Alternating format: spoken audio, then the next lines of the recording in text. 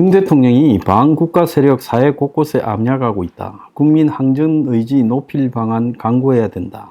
북한이 압력 세력을 동원해서 폭력 여론몰이를 하고 있다. 선전선동으로 국민 분열을 깨하고 있다. 허위정보, 가짜 뉴스를 유포하고 사이버 공격 등 북한의 회색지대 도발에 대해서 대응을 강화해야 된다. 원전 등 국가 중요 시설 전시에도 기능을 유지해야 되고 국가 총력전 태세가 필요하다라고 어제 이야기를 했습니다.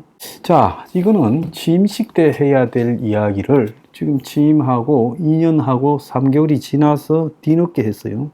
자, 취임 때부터 명확하게 이 정체성을 밝혀야 됐다. 나는 그렇게 생각합니다. 보수표를 받고 당선됐으면 한국 내에 광범위하게 퍼져 있는 친북 주사파 세력, 북한이 이런 친북 주사파 세력을 정치권에 진입하도록 도와가지고 지금 그들이 사실상 민주당을 장악했다. 저는 그렇게 보고 있습니다. 저도 80년대를 살아온 입장에서 이 부분에 관해서는 제가 보수에서 가장 개혁적인 진보 우파를 표방하더라도 이것은 분명한 진실이에요. 그러면 취임 때 말하지 않고 임기 절반이 다 되어가는 시점에 왜 뒤늦게 이런 이야기를 하느냐. 과거에 박근혜 정권도 취임 초에 이런 부분에 강하게 나갔어야 되는데 세월호 나고 코너에 몰리자 교과서 문제를 이야기하고 통진당 해상을 한다고 뒤늦게서 난리를 쳤습니다. 그래서 이런 당연한 말들이요, 이제서 나오는 거. 그러면 윤 대통령이 자기 주변부터 잘 정리해야 앞뒤가 맞는 거겠죠. 자, 윤 대통령 주변에 지금 이종찬 광복회장이라는 사람이 지금 난리를 치고 있습니다. 그의 아들조차도 한마디 했어요. 자, 윤의 57년 직이라는 이철우가 윤 주변에 이상한 역사의식을 부추기는 사람이 있다라고 말을 했습니다. 어리둥절한 상황이다.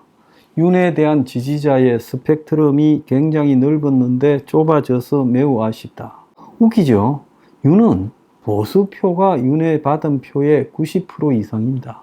그런데 무슨 윤이 스펙트럼이 굉장히 넓어서 좌우에 다 걸쳐 있다고 합니까? 그러려면 윤이 국민의힘에 입당해서 후보가 됐으면 안 되죠. 많은 이 보수 성향의 국민들이 윤 주변에 이따금씩 나타나는 과거 야권에 있던 인물들, 야권에서도 도태된 인물들, 그런 사람들을 말을 듣고 그런 사람들을 중요 직책에 배치하는 모습에 대해서 굉장히 아쉽게 생각을 해요. 그런 사람들 중에 이 북한 주사파를 비판하는 사람 봤습니까? 그런 사람들 중에 친일몰이에 대한 그 배경에 대해서 이야기하는 사람 봤습니까? 그런 사람들은 대체로 북한이 요구하는 반일적 사고에 거의 꽂혀 있는 사람들입니다. 그런 사람들을 가까이 두고요, 조언을 받고 그러다 보니까 이제 자기들 뜻대로 되지 않으니까 이철우라는 사람이 자기 아버지를 광복회장 깼으라고 말하면서 한일 정상회담 때 대통령을 많이 도왔다. 작년에 역사관을 확고히 해서 국민적 동의를 얻어 미래지향적 한일관계를 나아가자는 그런 생각이었는데, 그런 생각이 배척 공격 음해당하는 것이 그분에게 굉장히 견딜 수 없는 고통인 것 같아 이렇게 말을 했어요. 이철우는 윤 대통령과 대강초등학교 입학부터 57년 직이래요. 그러면서 이철우는 취임 전 대통령의 역사인식에 대해 대통령이 중앙지검장이던 2018년 강제징용 대법원 제3구심 판결이 나오기 전에 내가 청구권 협정 해석상 청구하기 어려운 것 아니냐고 하자 정색을 하며 판결의 정당성을 강하게 주장했다. 이래 말하면서 강제징용에 대한 일본 기업에 대해서 배상 판결이 정당하다고 윤 대통령이 중앙지검장 때 말을 했다고 하는 거예요.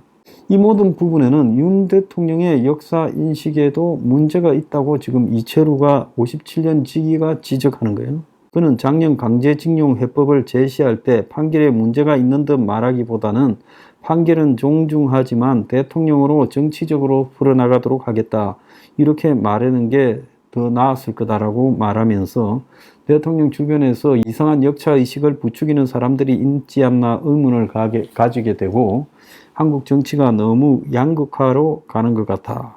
그러면서 대통령에게 중도 민심을 잃지 마라 취지의 메시지를 보냈지만 답도 없다. 중도 민심을 잃으면 곤란하지 않느냐라고 했는데 콘크리트 지지층을 확보해야 중도로 확장할 수 있는 게 아니냐라는 답을 들었다며 지금 윤을 비난했습니다. 또 하나 더 있어요. 진중근이가 윤 정권에서 마치 지가 매사를 다 판정하는 재판장인 듯 이렇게 떠들어댔죠. 그러다가 최근에는 한동훈이한테 바짝 붙었습니다. 그러더만은 윤석열의 반국가 세력 압력 발언을 철진한 이념이라고 강력 비판했어요. 진중근이 같은 자가 보수 정권에서 언론에서 중요한 이슈 메이커가 되고 있다는 부분에 대해서 저는 한심하게 생각을 합니다. 그러면서 진중근이는 SNS에 윤의 반국가 세력 압력 발언에 대해서 대통령 자신의 철학 빈곤, 세계관 공백을 김태호 같이 많이 모질하는 자들의 철진한 이념으로 메꾸는 것 같아 눈에 헛것이 보이는 걸 보니 심히 우려스럽다. 대통령이 현실을 떠나 가신들을 데리고 거구 판타지의 길로 들어선 것 같아라고 말하며 말린다고 될 일도 아니고 그냥 거기서 그렇게 사실하고 작정하고 대통령이 거꾸로 가고 있다고 비판했어요. 이거는 지금 한국의 친북 세력의 대명사 격인 박지원이가 거구 이념 가스라이팅이라 하면서 두루뭉실 반국자 세력이라고 하지 말고 콕 집어 야당 비판 언론 국민이라고 하고 반국가 세력이 있다면 검경군을 동원해서 체포하라고 비아냥거린 것과 맥을 같이 하는 겁니다. 윤의 말 중에서 친일을 덮으려고 북풍몰이를 하고 있다라는 야당의 비판은 그야말로 만일 친일몰이를 하면서 친북을 하고 있다고 야당에게 그대로 돌려줄 수 있죠. 빨갱이 소탕하느냐 말인데 빨갱이가 많습니다. 실제로 윤이 말만큼 실천을 할까 하지 않을 거라고 생각이 들어서 윤의 저 말에 대해서 그냥 말뿐일 거다라고 생각하는 거지 말 자체는 맞는 이야기입니다.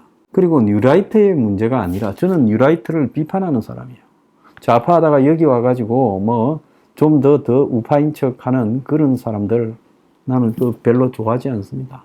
그렇지만은 뉴라이트를 떠나서 적어도 우리 사회에 친북 세력들이 너무 많이 퍼져 있고 민주당도 장하겠다. 나는 그렇게 생각해요.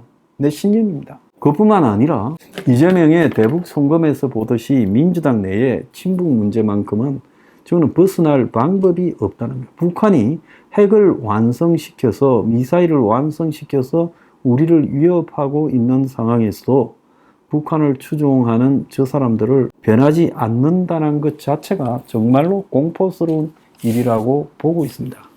그래서 사실 뜬금없이 말했죠. 취임 때 저런 이야기를 하고 취임 이후에 지속적으로 저런 문제를 갖다가 지적해 왔어야 되는데 그동안에 좀 코너에 몰리면 보수표를 얻으려고 강하게 말하고 또 좀 살만하면 그냥 기득권 지향으로 일관하고 그러니까 기득권과 보수 사이에서 기득권과 이념적 보수 사이에서 갈팡질팡했어요.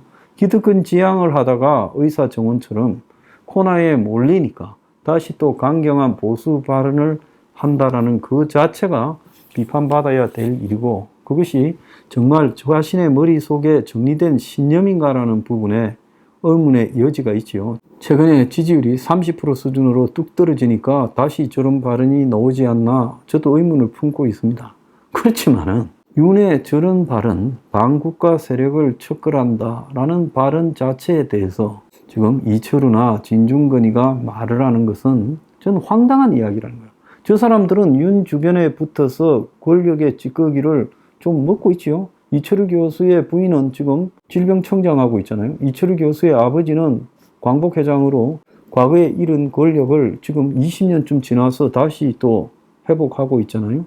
이철우 본인도 윤회 57년 직이라고 얼마나 재밌게 누렸습니까? 그 다음에 진중근이는 이 정권 들어서 진짜 여러 가지로 짭짤하지 않았습니까?